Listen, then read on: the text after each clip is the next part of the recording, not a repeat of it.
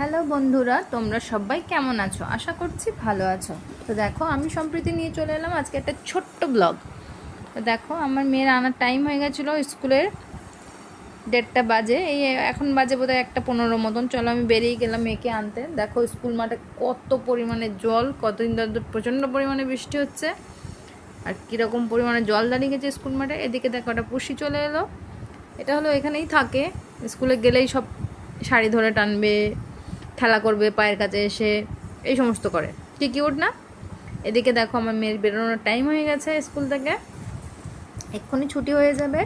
এই দেখো শুয়ে কি করছে একজন, এই যে আমার মেয়ে চলে এলো। তো চলো, এদিকে দেখো বাড়ি নিয়ে এসে স্নান টান করিয়ে ওকে আমি রেডি করে দিয়েছি, এবার ভাত খেতে দেবো। তো দেখো আজকে আমাদের মেনুতে কী কী রান্না হয়েছিল। ছিল উচ্ছে চচ্চড়ি, চাটনি আর ডিমের ঝোল।